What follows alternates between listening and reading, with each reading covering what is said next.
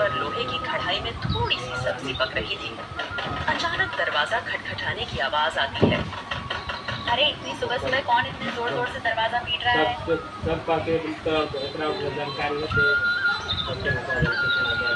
दरवाजा खोलते ही सेठ हरीलाल गुस्से में लाल पीला खड़ा था, जो कि बहुत लालची और चालबाज है। वह हर किसी से 2 गुना ब्याज वसूलता था। रामू, बहुत हो गया तेरा नाटक। मेरे पैसे कहाँ हैं? सेठ जी, कल ही तो मैंने आपको पूरी रकम दे दी थी और पूरा हिसाब पक्का कर दिया था, और मैंने आपके पुराने पैसे भी कब के लौटा दिए हैं। देर की वजह से तेरा ब्याज बढ़ गया है। अब वो उधार तुझे 5 गुना ब्याज के साथ लौटाना होगा। 5 गुना? सेठ जी, ये तो अन्याय है। मैंने मेहनत करके ब्याज सहित पूरे पैसे चुका दिए हैं। मैं गरीब आदमी इतना भारी ब्याज कैसे वो उधार तुझे 5 गुना ब्याज के साथ लौटाना होगा। 5 गुना? सेठ जी, ये तो अन्याय है। मैंने मेहनत करके ब्याज सहित पूरे पैसे चुका दिए हैं। मैं गरीब आदमी इतना भारी ब्याज कैसे दे सकता हूँ? ज्यादा जुबान मत चला। अगर पैसा नहीं दिया ना तो तेरे घर का ताला तोड़कर बर्तन कपड़ा सब उठा ले जाऊंगा। तेरी बैलगाड़ी भी बेच दूंगा। सेठ जी, गरीब का मुंह चूस कर आपको क्या मिलेगा? हमारे साथ ऐसा मत करिए। इतना ज्यादा ब्याज मैं नहीं दे पाऊंगा। पैसे तो तुझे देने ही पड़ेंगे। देख लूंगा मैं तुझे। याद रखना रामू, हरीलाल से पंगा लेना आसान नहीं है। सेठ रामू को धमकाते हुए चला जाता है, लेकिन जाते जाते अपने नौकर को कहता है, इस गरीब भिखारी की इतनी मजाल मुझे ना बोलकर इसने गलती कर दी। इससे तो सबक सिखाना पड़ेगा ताकि गांव में बाकी गरीब भी डर में रहे। आप बताइए, ये जिंदगी कब बदलेगी? रोज रोज 2 वक्त की रोटी के लिए जूझना पड़ता है। कभी मन करता है घर की टूटी छत ठीक करवा दूं, तो कभी सोचती हूँ कि हमारे पास भी अच्छे कपड़े हों, लेकिन लगता है किस्मत ने हमें बस तंगी ही दी है। मुझे पता है तुम्हें तकलीफ है, पर मैं क्या करूं? खेत छोटे हैं, बारिश वक्त पर नहीं, ऊपर से कर्ज का बोझ भी सर पर है। मैं दिन रात मेहनत करूं, तब हमारे हिस्से में यही नमक रोटी आती है। मेहनत? हाँ, मेहनत तो आप करते हैं, लेकिन भगवान हमारी सुनता ही कहाँ है। लगता है जैसे भाग्य ने हमें इस गरीबी में ही सड़ने के लिए भेजा है। सरला ने आह भरी और चुपचाप सब्जी पकाने लगी। कमरे में सन्नाटा था। रामू ने मन ही मन ठान लिया, आज खेत में चाहे जान निकल जाए, पर घर लौटकर कुछ ऐसा लाऊंगा जिससे सरला के चेहरे पर मुस्कान आ जाए। रामू को नहीं पता था कि आज का दिन उसकी जिंदगी की सबसे बड़ी कहानी की शुरुआत करने वाला है। सुबह के वक्त रामू खेत जाने के लिए घर से निकल रहा है। सुबह की हल्की हल्की धूप खेतों पर पड़ रही थी। सरला के मन में आज कुछ हलचल सी चल रही थी। रामू रोज गांव के बीच से होकर जाने वाला रास्ता मंदिर के पास से गुजरता था। रामू रोज इसी रास्ते से जाता था, क्योंकि यही सबसे छोटा और आसान रास्ता था। मंदिर में उस वक्त बस पुजारी ही थे जो सफाई कर रहे थे। प्रणाम पंडित जी, कैसे हैं आप? तबीयत ठीक है ना आपकी? हाँ बेटा, सब अच्छा है। भगवान का आशीर्वाद तुझ पर हमेशा बना रहे। पुजारी से बात करके रामू अपने खेत की तरफ निकल जाता है। उसी शाम गांव का सबसे अमीर सेठ हरीलाल अपने नौकर के साथ बैठा था। वह बहुत लालची और चालाक था। उसके मन में एक खतरनाक योजना पनप रही थी। सेठ हरीलाल अपने बड़े से घर में खाट पर बैठा पान चबा रहा था। पास में उसका नौकर कालू खड़ा था। अरे कालू सुन, मंदिर के गहनों को देखकर मेरा जी ललचा गया है। कल रात मंदिर में जो सोने चांदी के गहने हैं ना, वो मेरे घर में होने चाहिए। गांव वाले मेरी इज्जत करते हैं, लेकिन पैसा और बढ़ाना है मुझे। सेठ जी, पर यह तो पाप का काम होगा। भगवान के घर से गहने चुराना अच्छा नहीं लगेगा। अरे मूर्ख, भगवान को क्या जरूरत है गहनों की? उनका क्या होगा इनसे? असली भगवान तो पैसा है, और पैसा इंसान के हाथ में अच्छा लगता है। पर गांव वाले अगर उनको पता चल गया तो? बस यही तो मजा है। चोरी हम करेंगे और इल्जाम किसी और पर लगेगा। पता है किस पर? उस गरीब रामू पर। आज उसकी और उसकी बीवी की जुबान बहुत ज्यादा ही चल रही थी। रामू, वो तो रोज मंदिर के पास से ही अपने खेत के लिए जाता है ना? हाँ, हम इसी बात का फायदा उठाएंगे। सबको लगेगा कि उसी ने चोरी की। गांव वाले पहले ही उसे तिरछी नजरों से देखते हैं। बस आज रात ही हम अपना काम कर देंगे और सुबह हंगामा हो जाएगा। तू बस ये याद रख, कोई गलती नहीं होनी चाहिए। आधी रात को हम मंदिर में घुसेंगे, गहने उठाएंगे और अपने गोदाम में छुपा देंगे। सुबह मैं खुद शोर मचाऊंगा और राम का नाम लूंगा। कालू डरते डरते सिर हिलाता है और अपने सेठ की बात मान लेता है। रात का समय था। गांव में हर तरफ सन्नाटा था। बस कहीं कहीं कुत्तों के भौंकने की आवाज आ रही थी। उस रात सेठ लालच में अंधा हो जाता है और इस घिनौनी साजिश को अंजाम देता है। अपने नौकर से मंदिर में चोरी करवाता है।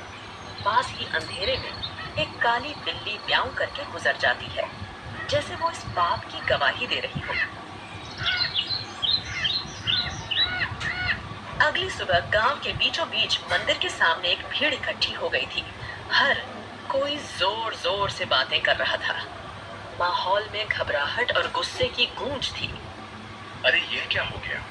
मंदिर के सारे सोने के गहने रातों रात गायब हो गए। इतना बड़ा अपशकुन, भगवान के गहने चुरा ले गया कोई। ये तो बहुत बुरी बात है। इसी बीच रामू रोज की तरह खेत की तरफ जाने के लिए उसी रास्ते से गुजर रहा था। भीड़ देखकर वो रुक गया और पास आ गया। अरे क्या हो गया भाई लोग? इतनी सुबह सुबह ये भीड़ किस बात की है? अरे रामू, तूने सुना नहीं, मंदिर में चोरी हो गई।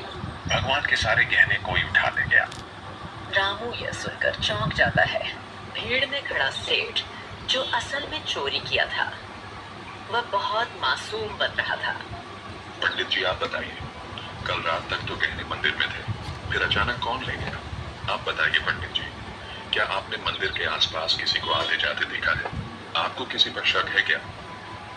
अरे मैंने देखा है रामू, रोज मंदिर के रास्ते से आना जाना करता है। सेठ जी, कल तक तो सब कुछ ठीक ठाक था। मंदिर के पास से तो कई लोग गुजरते हैं, लेकिन रोज सुबह सुबह खेत की तरफ जाने के लिए रामू इधर से निकलता है। मगर रामू ऐसा काम करेगा मुझे नहीं लगता। अरे पंडित जी, जमाना खराब है, आदमी की नीयत कब बदल जाए क्या पता। और वैसे भी जिसने किया है वो मुंह से कभी मानेगा नहीं। मैंने अपनी आंखों से देखा है। रात को जब मैं खेत की तरफ जा रहा था, रामू मंदिर के पास चुपके चुपके घूम रहा था। ये क्या कह रहे हो आप लोग? मैंने कोई चोरी नहीं की है। इतना बड़ा पाप मुझ पर मत डालो।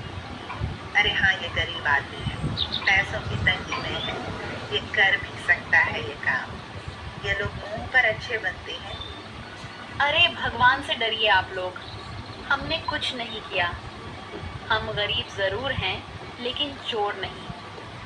मेरे पति जितना ईमानदार इंसान इस पूरे गांव में कोई नहीं है। ऐसा मत कहिए, वरना भगवान आप लोगों को कभी माफ नहीं करेगा। रामू और उसकी बीवी ने बहुत समझाने की कोशिश करी, लेकिन भीड़ मानने को तैयार नहीं थी। सब रामू को ही चोर मान बैठे। रामू और सरला की आंखों में आंसू आ गए, लेकिन भीड़ में कोई उनकी सुनने को तैयार नहीं था। गांव वालों, अब तो सब साफ है। मंदिर के गहने चुराने वाला यही रामू है और ऐसे आदमी को हमारे गांव में रहने का कोई हक नहीं। चोरी करने वाले की एक ही सजा है, गांव से बाहर निकाल देना। हाँ, अगर इसने मंदिर में चोरी की है तो यह तो भगवान का भी अपराधी हुआ। इसे यहीं रहने देंगे तो कल हमारे घरों से भी चीजें गायब हो जाएंगी। अरे आप सब क्यों नहीं समझते? मैं निर्दोष हूँ, मैंने कोई चोरी नहीं। मैं तो रोज के जैसे अपने खेत जा रहा था, मुझ पर इतना बड़ा इल्जाम मत डालिए। भीड़ में जोर जोर से आवाजें गूंजने लगी, निकालो इसे, निकालो इसे गांव से। भीड़ में हलचल मच गई। लोग एक दूसरे से कान्हा फूंसी करने लगे। रामू और सरला की आंखों में आंसू भर आए। उन्होंने कई बार सफाई देने की कोशिश की, लेकिन किसी ने उनकी नहीं सुनी। सबने मिलकर उन्हें गांव के बाहर निकाल दिया। रामू और सरला मजबूर होकर गांव छोड़कर चले गए। रामू और सरला रोते रोते गांव छोड़ चुके थे। गांव के बाहर एक सुनसान जगह पर टूटी फूटी झाड़ियों और कंटीली झाड़ियों के बीच एक पुरानी बड़ी झोपड़ी मिली। मजबूरी में वहीं उनका नया घर बन गया। सुनिए जी, यह जगह कितनी सुनसान है। न पास में कोई इंसान, यहाँ आसपास की झोपड़ियों में कोई रहता भी नहीं है। न खाने को कुछ है। अब हम क्या करेंगे? क्या करें सरला, जब अपना गांव ही हमें ठुकरा दे तो कहीं और सहारा ढूंढना पड़ता है। यही हमारी तकदीर है। मैं तो ये सोच रहा हूँ आखिर चोरी की किसने है और इल्जाम मुझ पर डाल दिया गया। मैं असली चोर का पता लगा कर रहूंगा। दिन ढल गया। सरला रोते रोते सो गई। रामू सारी रात परेशान बैठा रहा।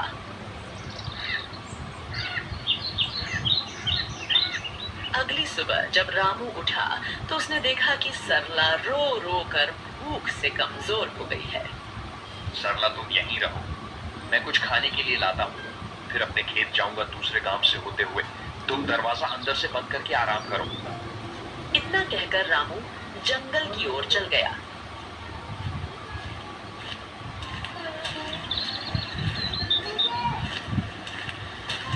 रामू ने सरला को कुछ फल और आसपास की नदी से पानी लाकर दिया। रामू दूसरे गांव से होते हुए अपने खेत जाने के लिए निकल गया। अचानक घने जंगल में सामने से एक साधु बाबा प्रकट होते हैं। उनकी लंबी दाढ़ी और वस्त्र उन्हें अलग ही आभा दे रहे थे। रामू उनके पास गया। बेटा, तू कौन है? तेरे चेहरे पर चिंता की रेखाएं साफ दिख रही हैं। बाबा, मैं इस गांव का ही रहने वाला हूँ, पर अब गांव वालों ने मुझे निकाल दिया है। सब लोग मुझ पर चोरी का झूठा इल्जाम लगा रहे हैं। मैंने कोई चोरी नहीं की। रामू रोते रोते साधु बाबा को पूरी कहानी बताता है। सेठ का कर्ज, गांव वालों का इल्जाम और मंदिर से चोरी की घटना।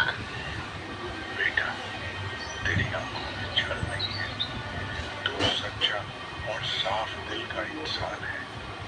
तेरी पीड़ा मैं समझ सकता हूँ। ये दुनिया अक्सर गरीब पर झूठा इल्जाम लगा देती है, पर चिंता मत कर, भगवान न्याय करते हैं। असली चोर जल्द ही सामने आएगा। ये मेरा आशीर्वाद है। पर बाबा, कैसे? सब मुझे ही दोषी मान रहे हैं। काम छोड़कर मैं और मेरी पत्नी यहाँ भूखे प्यासे पड़े हैं। कोई मेरी बात मानने को तैयार नहीं है। मैं कैसे साबित करूं कि मैं निर्दोष हूं? इस जंगल में एक श्रापित जानवर रहता है। उसने अपनी आंखों से असली चोर को देखा है। वही तुझे सच तक पहुंचने में मदद करेगा। पर ध्यान रहे, उस जानवर को ढूंढना आसान नहीं है। उसके पास जाना होगा, उसका विश्वास जीतना होगा, तभी वह तेरी मदद करेगा। श्रापित जानवर बाबा, वह कौन है? मैं उसे कैसे ढूंढूं? यहाँ जंगल में तो बहुत से जानवर हैं। वह एक श्रापित काली बिल्ली है। सच ये है कि उसकी आंखों ने वह दृश्य देखा है जो किसी और ने नहीं देखा। जा बेटा, उस जानवर को ढूंढ और उससे मदद मांग। वो बिल्ली तेरी जिंदगी बदल देगी। भगवान तेरा साथ देंगे। जा बेटा, सत्य की शक्ति तेरे साथ है। साधु बाबा रामू को आशीर्वाद देकर अचानक गायब हो गए। रामू समझ गया था कि यह भगवान की लीला है। रामू तुरंत ही बाबा के बताए अनुसार उस बिल्ली को ढूंढने के लिए निकल गया। जंगल का सन्नाटा, पत्तों की सरसराहट, रामू थका हारा, भूखा प्यासा उम्मीद के सहारे इधर उधर भटक रहा था। उसने पूरा जंगल छान मारा, पर उसे वो काली बिल्ली कहीं नहीं मिली। दिन ढलने को आया। रामू अब निराश होकर अपनी झोपड़ी की तरफ जा रहा था। अचानक तभी उसकी नजर एक काली बिल्ली पर पड़ी। बिल्ली की चमकती आंखें दो अंगारों जैसी दिखाई दे रही थीं। ओ बिल्ली रानी, क्या तुम वही हो जिसके बारे में साधु बाबा ने कहा था? क्या तुमने उस रात देखा था? असली चोर कौन है? माँ, बिल्ली, क्या तुम मेरी मदद करोगी? मुझ पर झूठा इल्जाम लगाकर काम से निकाल दिया गया है। क्या तुम सच जानती हो? मुझे बता दो, असली चोर कौन है? बिल्ली उसकी आंखों में देखती है। रामू का साफ दिल और अच्छी नीयत देखकर जैसे उसे सब समझ आ गया हो। अचानक बिल्ली की आंखों से एक अजीब सी चमक निकलती है और वह इंसानी आवाज में बोल उठती है। रामू, तुम्हारे साथ बहुत बड़ा अन्याय हुआ है। मंदिर के गहने तुमने नहीं चुराए। असली चोर तुम्हारे गांव का सेठ और उसका नौकर है। दोनों ने मिलकर मंदिर से गहने चुराए और चोरी का इल्जाम तुम्हारे सिर पर चढ़ा दिया ताकि कोई शक न करे। सेठ जानता था कि तुम गरीब हो, तुम्हारे पास कोई सबूत नहीं होगा, इसलिए उसने चालाकी से तुम्हें बलि का बकरा बना दिया। क्या गांव का सेठ वही जो सबसे धर्म और दान की बातें करता है, और उसका नौकर भी तो यही सच्चाई है? गांव वालों ने मेरी ईमानदारी पर शक किया और असली अपराधी चैन से सो रहा है। माँ बिल्ली, अब मैं क्या करूं? ये सच गांव वालों तक कैसे पहुंचाऊं? समय आने दो रामू, सच को कोई दबा नहीं सकता। मैं तुम्हारी मदद करूंगी। तुम मुझे कल गांव लेकर चलो। मैं वहां जाकर सबको सारी सच्चाई बताऊंगी और तुम्हें निर्दोष साबित करूंगी। बातें सुनकर राहत मिलती है। क्या करूं? ये सच गांव वालों तक कैसे पहुंचाऊं? समय आने दो रामू, सच को कोई दबा नहीं सकता। मैं तुम्हारी मदद करूंगी। तुम मुझे कल गांव लेकर चलो। मैं वहां जाकर सबको सारी सच्चाई बताऊंगी और तुम्हें निर्दोष साबित करूंगी। रामू को बिल्ली की बातें सुनकर राहत मिलती है।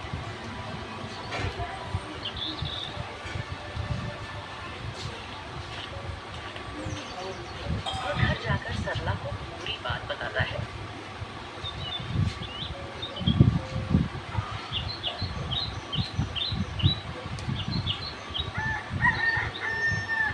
अगली सुबह रामू और सरला बिल्ली को लेकर गांव जाते हैं और सबको बुलाते हैं।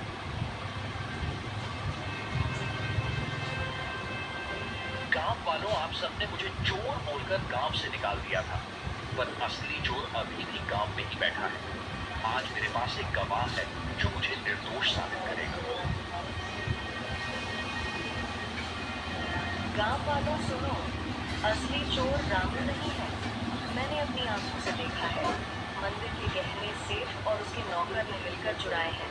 अगर तुम्हें यकीन नहीं होता तो सेठ के घर जाकर देखो, मंदिर के गहने वहीं मिलेंगे। अरे, यह बिल्ली बोल कैसे रही है? चलो हम जाकर देखते हैं सेठ के घर गहने हैं या नहीं। वैसे भी सेठ ही हमें हमेशा धोखा देता रहा है। बिल्ली को बोलता देख सब चौंक जाते हैं और गांव के कुछ लोग सेठ के घर जाते हैं। उनको गहने सेठ के घर में मिल जाते हैं। पूरे गांव में बातें होने लगी। सेठ चोर है, सेठ चोर है। सब बोलने लगे। सेठ ने चालाकी से अपने नौकर को इशारा करा और सारा इल्जाम नौकर पर डाल दिया। अरे नहीं नहीं, मैं चोर नहीं हूँ। ये सब मेरे नौकर की करतूत है। उसने ही चोरी की है। मैं तो खुद हैरान हूँ। झूठ मत बोलिए सेठ जी, आप सबसे ब्याज में 4 गुना पैसे वसूलते हो और चोरी भी करवा रहे हो। ठीक है, अगर तुम सब कहते हो तो इस नौकर को सजा मैं दूंगा, क्योंकि यही असली चोर है। मुझे इस बारे में कुछ नहीं पता था। सेठ ने पूरे गहने वापस मंदिर में रखवा दिए। अब गांव में उसकी कोई इज्जत नहीं करता है। पूरे गांव वालों ने रामू से माफी मांगी। उन्हें अपनी गलती का एहसास हो गया। सबने पूरे आदर सम्मान के साथ रामू और सरला को गांव वापस बुलाया।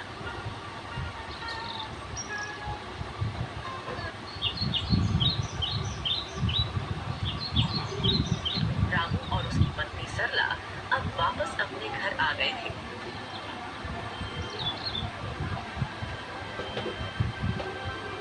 शाम का समय, हल्की ठंडी हवा चल रही है। रामू बोलने वाली बिल्ली के साथ खेत की तरफ जा रहा था।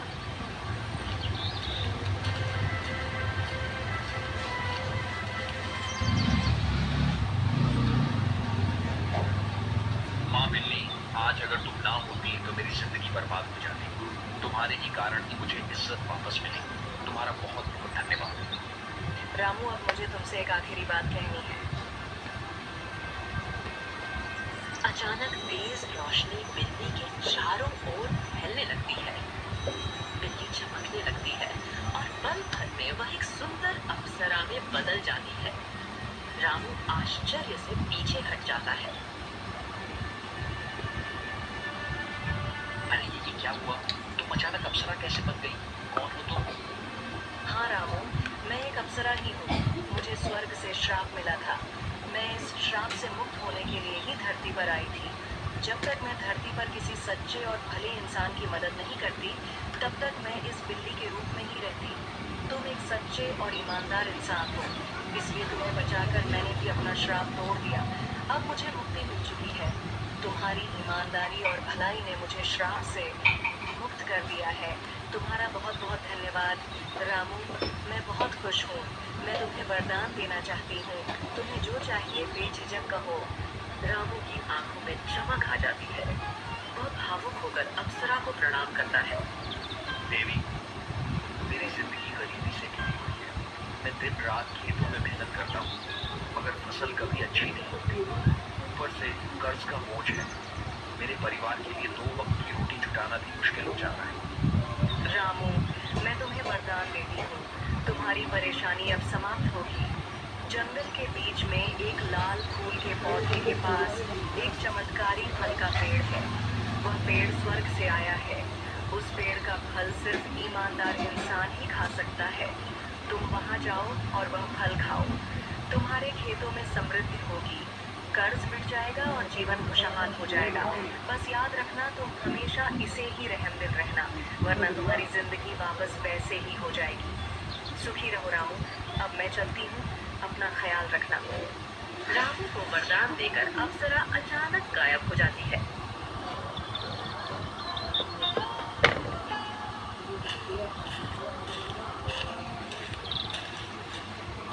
रामू जंगल में चारों तरफ उस चमत्कारी पेड़ को ढूंढता है। सूरज ढलने को होता है। थका हारा रामू अचानक लाल फूल के पौधे को देख लेता है। रामू धीरे धीरे आगे बढ़ता है और देखता है कि पौधे के पीछे एक सुंदर चमकदार पेड़ खड़ा है। पेड़ की टहनियों पर सुनहरे फल चमक रहे हैं। रामू श्रद्धा से पेड़ के पास जाता है। पेड़ देवता, मुझे अप्सरा ने आपके पास भेजा है। मैं गरीब किसान रामू हूँ। क्या मैं आपके फल खा सकता हूँ? अचानक पेड़ से आवाज आई। राम, मुझे सब पता है। तुम सच्चे और भले इंसान हो, इसलिए अप्सरा ने तुम्हें यहाँ तक पहुँचाया है। तुम मेरा एक फल खा लो, तुम्हारी सारी परेशानियाँ मिट जाएंगी और तुम्हारा जीवन खुशहाल हो जाएगा।